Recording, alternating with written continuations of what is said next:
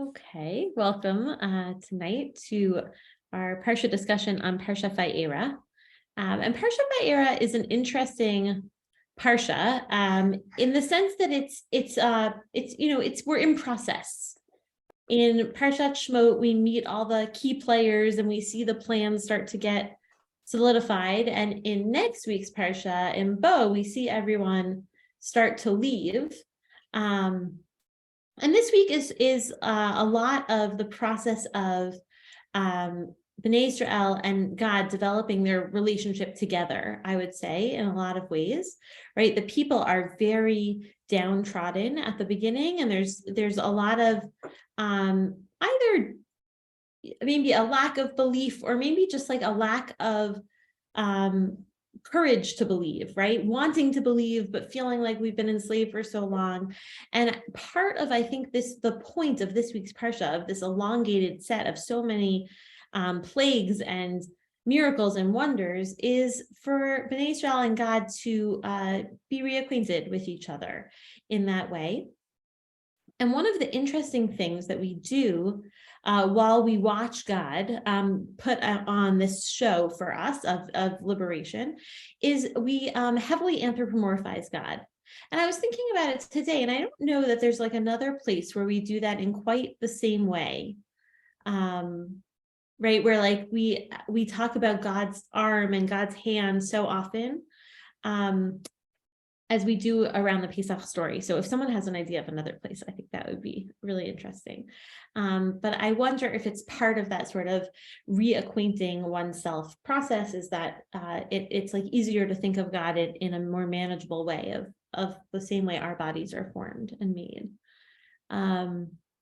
And this week's Parsha, often I draw inspiration from Rabbi David Kasher, who wrote this blog for several years on Parsha Nut.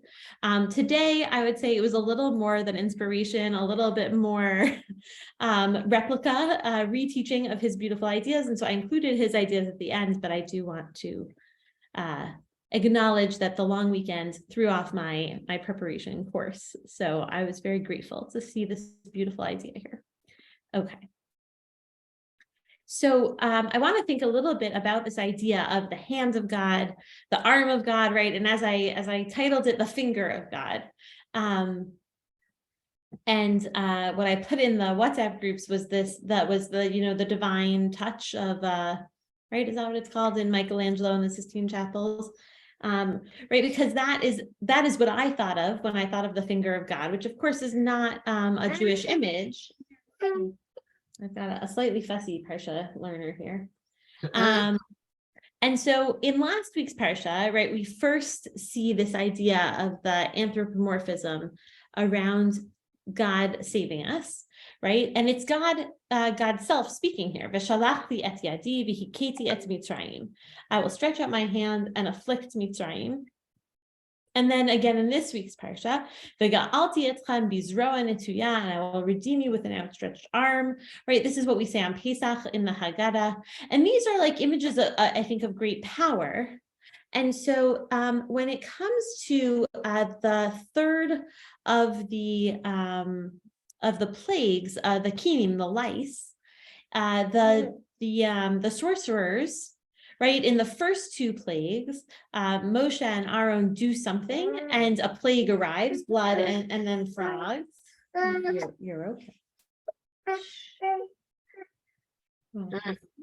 And the sorcerers say in both accounts, they say, right, oh, we can do it too, no big deal. And then they do the same thing. And here, when they get to Kinim, they say, Etzba Elokim hi. This is the finger of God. And so some Mefarshim say, oh, they're acknowledging that God is doing this, right? It's the first time they can't replicate the plague as sort of like a magic trick. And so it's not about the etzba, it's about the Elokim, right? That they're acknowledging it's the etzba Elokim. But it does say etzba. They don't say yad Elokim or zroa Elokim. And so the question is why? So the Ramban, thinking about the perspective of the sorcerers, right? He says, oh, well, it is sort of about like saying that it's about God, but they want to sort of mitigate that, right? Because they don't want to acknowledge total defeat.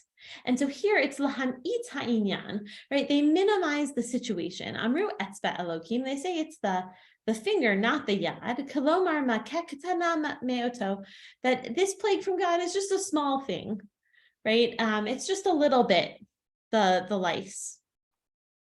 It's not like the blood or the frogs, or as they'll learn, much bigger plagues. It's just little lice.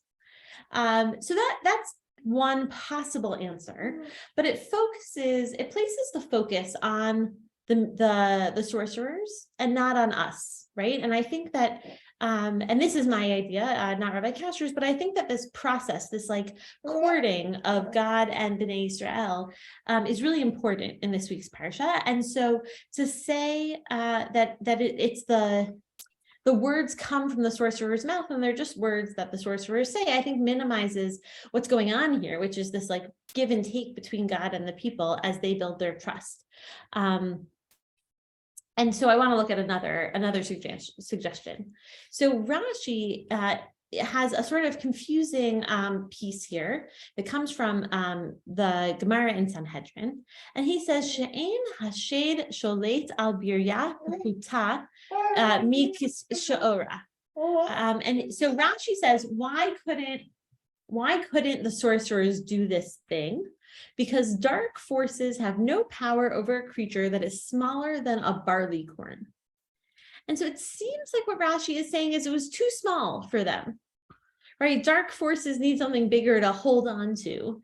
What I think is fascinating about this, and Rabbi Kasher doesn't speak about it, is this idea that there is a dark force out there, right? Rashi seems to be saying that there's something to the magicians, which was surprising to me, right? We talk in the Torah over and over about how we shouldn't believe in witchcraft and sorcery.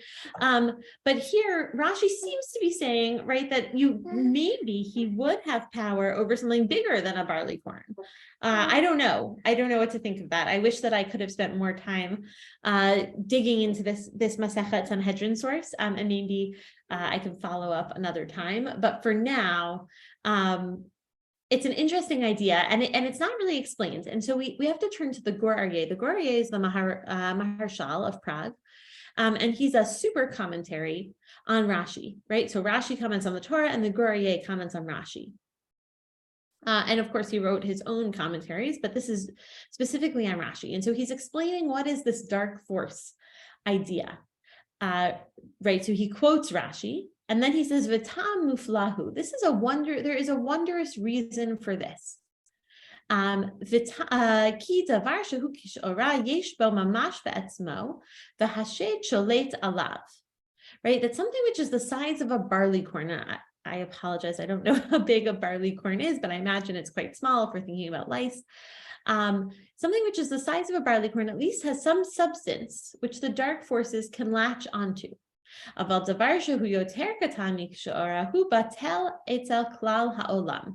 Right? Something which is smaller than this measurement of a barley corn is nullified in the whole of the world. Right?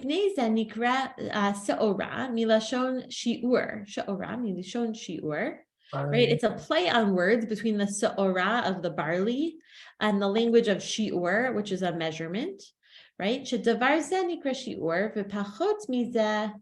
Lo nikra shiur. Mikevan ze lo nikra shiur, batel hu etzel klal ha'olam. This is why it's called, right? For this size is measurable, but less than this becomes unmeasurable.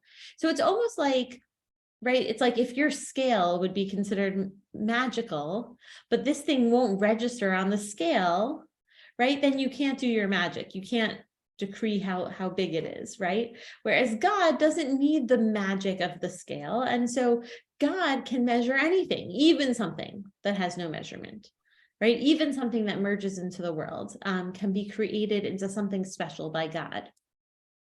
So I will admit that at this moment, I was kind of unimpressed, right?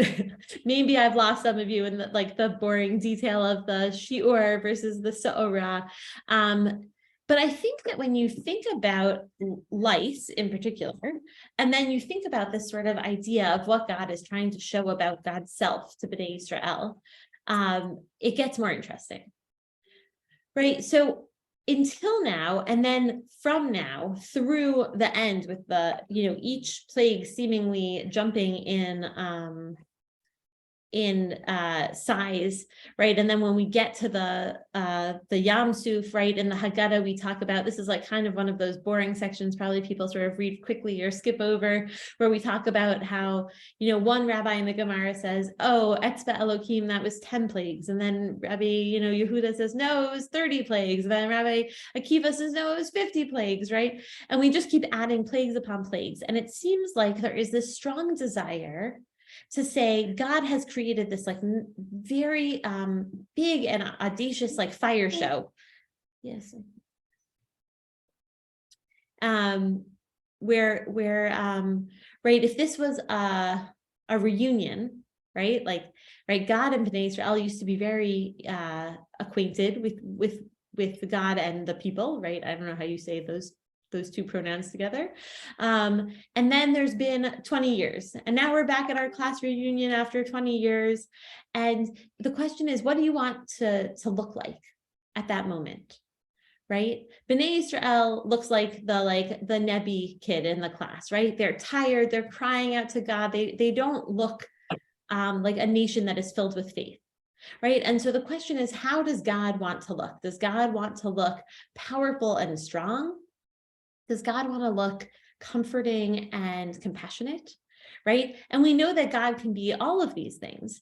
And I think that the thing hidden in this gur aryeh and in this sort of preoccupation with things that are the size of barley corn or smaller is this idea that God is also in the very small things in the world, and that God, in God's wisdom, is able to help us see that, right? So here in Shemot, which is in next week's Parsha, right, is when we think about how these signs are so that we will know, right? Ve'et otatai asher samti bam ve'yadatem ki ani Hashem. Not just that the Egyptians will know. This is not just about beating the Egyptians. It's really about developing our relationship. And so it's all about us knowing what God is like. And in this moment, God is choosing to be small. And I think that is very powerful, right? And this is, Rabbi Kasher references one of my favorite psukim in all of Tanakh, which is when Eliyahu Hanavi goes to experience God, and he doesn't find God in the big wind, and he doesn't find God in the earthquake, right after the earthquake and the fire. Achar harash eish lo ba'esh Hashem, right? God was not in the fire. The achar ha'esh kol d'mama daka, and after the fire, a soft murmuring sound, right? And that God can be found not just in Choshech and Dam and Barad and Makat Bechorot and the blood on the doors, right? But that in that cold Mama Daka, which at this moment is the lice, right? Something so small that it feels like it doesn't even exist really within the realm of the world. And what I think is the most powerful about this idea is that when we go forward, almost 30 prakim to when Moshe is taking down the first 2 tablets of the 10 Commandments, the Luchot, right? V'yitain al Moshe kechalato l'daber ito b'har Sinai, shnei luchot ha'edut, luchot eben, right? So when God finished speaking with him on Har Sinai, God gave Moshe the 2 tablets of the Testament, stone tablets, ktuvim be'etzva Elohim, inscribed with the finger of God. And I think that here, and again, in another year, a different cycle, I'll be able to look more deeply in this section, and maybe we can revisit it when it comes up in the Parsha.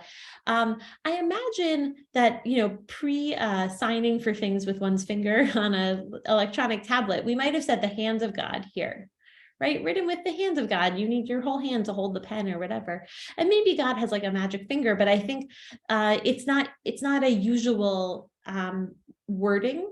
And so Rabbi Kasher is pulling it back to the etzba of the Elokim and Kinim to say that God is both big and small, And that here in this moment of writing the Torah, which is like a big moment, right? And when you think about Matan Torah at Har Sinai, it is a big moment. There is lightning and there's thunder and God's voice is too loud. It's not a cold mamadaka there, right? It's very loud, but that's balanced by the idea that he writes that God writes with God's etzba, the etzba Elohim, instead of the whole hand or the Yisroa Netuya, to say that God is both in the fire and the booming voice, and in the Kol Mamadaka, and that our Torah is written in that moment. So I definitely would love to hear people's thoughts, but Rabbi Kasher, of course, said it better than me since he fleshed out the whole idea. So I pulled just this tiny little piece. He wrote this blog for several years, and then he published it into a book called Parsha Nut, but it's written as Parsha Nut. The cover has like a little nut with a pay on it. It's very cute. And this one is from his article, The Finger. And so he writes, so too our encounters with divinity are not only at the towering mountains and the Grand Canyons, but in the dew on a flower petal or the crystallized precision of a snowflake. Our wonder at the universe is not only at galaxies seen through telescopes, but at cells seen through microscopes. And our moments of joy and connection are not only the great ceremonies and triumphs of our lives, but those little moments of awareness, the smell of bread baking, lamplight shining through the trees, the flash of a smile from our beloved. In all these things, the finger of God is working, quietly, nimbly, perfectly. So I think that it was a good reminder for me, something I don't often think about in the time of the plagues, but that when we present our best selves, B'Tselem Elohim, right, that we don't always have to display our greatest shows of strength or power or might, right, which is often like the power play, especially if you're in a new situation or, a board meeting or whatever it is, but that often it's the quiet triumphs and the quiet moments that really make an impact in all of our relationships. And so it's funny to think of learning that from Kinim, which is like such a powerful little bug, right? Anyone whose child has had lice at school knows the disruption, those tiny, tiny little things. I see Rena's children have had lice before. Right. And so in some ways, even though the kinim are destructive, they really do show the power of such a tiny thing in a beautiful way. And so I think that that's what I'm going to take with me from this week, is that when we reacquaint ourselves with someone or we get to know someone, that sometimes the bravest and strongest thing we can do is to be understated and to be quiet and to be nimble with our fingers instead of sort of power through with our whole shoulder or arm instead. But now I have talked for 20 minutes, so I welcome other people to share. I'd love to hear what other people have to say. It reminds me of the poem, and I don't know the whole thing, To See the World in a Grain of Sand. Does anybody know the rest of it? That is familiar to me. That's a great reference. Mm-hmm. See if we can find it.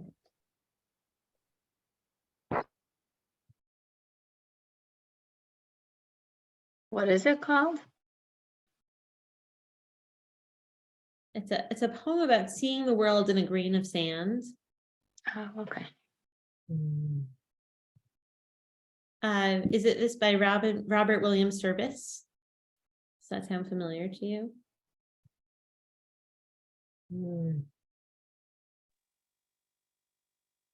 Let's see. For look, within my hollow hand, while round the earth careens, I hold a single grain of sand and wonder what it means. Ah, if I had the eyes to see and brain to understand, I think life's mysteries might be solved in this grain of sand. Is that what you were thinking of, Marlene?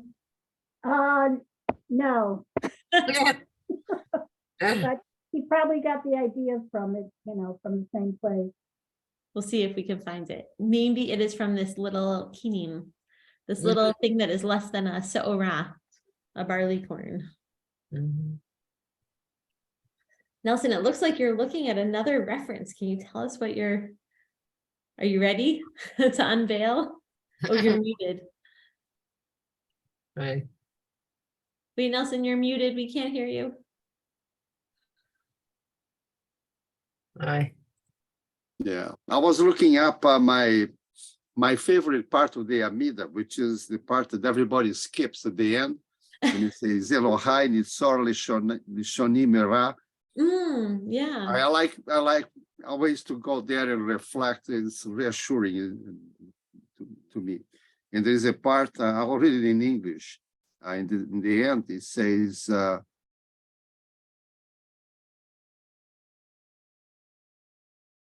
act for the sake of your name, act for the sake of your right hand, for the sake of your holiness, for the sake of your Torah.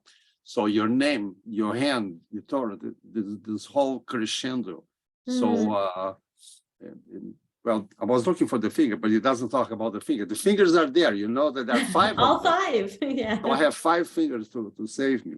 So I was just an association. I don't know how I'm not smart enough to figure out how he ties in with the Parsha, the reference of the fingers. But the hand of God is always there.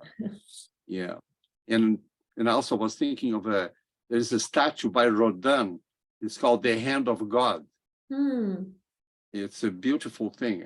It's God. There's a hand with a human being, with a person inside, being held by the hand of God. So the hand of God is there. How the finger, but there's nothing special about the finger. So I'm not sure if it helps. Right, that often is the case. Is that the hand feels right, like you can sort of hold the whole world in your hand, right? Like hands feel sturdy, hands feel safe, and the Etzba Elohim in that way feels like a weird choice right now, right? And so the sort of the understatedness of it is maybe its power, as opposed to the whole hands. But yes, definitely more common to have imagery of the hand or the arm.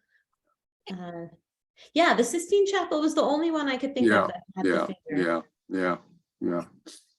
Yeah, well, God created the whole universe with his finger, you know, but the other one, you have to click in the computer. You can't use the whole hand. You have to go just the finger. So but it's still the hand guiding the finger. I was thinking about the imagery of like, you know, when you say, oh, she has her daddy wrapped around her little finger, right? There's like a lot of power in that little finger. No, Whatever that little girl is escaping from. Yeah. I found the rest of it. It's William Blake.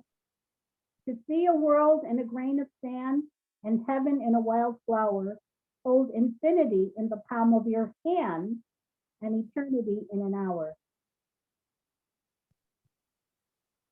That's beautiful. Yeah. Right, that the grain of sand or the things that are unmeasurable, right, as the Gur Aryeh says, somehow in their smallness, because they are unmeasurable, they hold so much more, maybe is a way of thinking about it.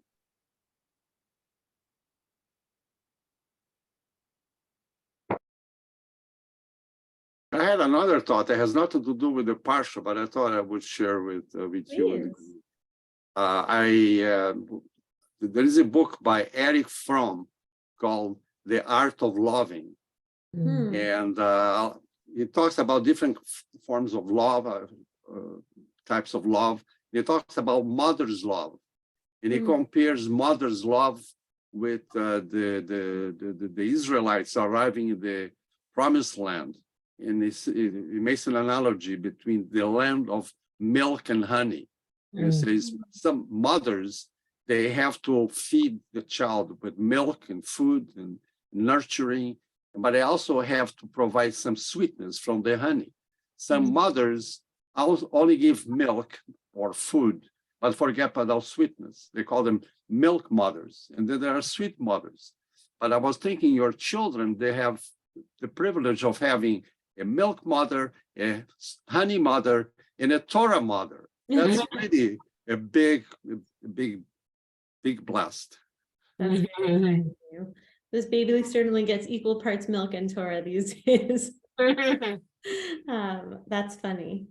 It's interesting to think about that, which is the ends of the, you know, the sort of the ends of the relationship, right? Even though maybe it's really just sort of the beginning, but how different, right? A God who gives milk and honey versus a God who scares the pants off everyone with, you know, makot and Moftim and Otot and all those things. Yeah.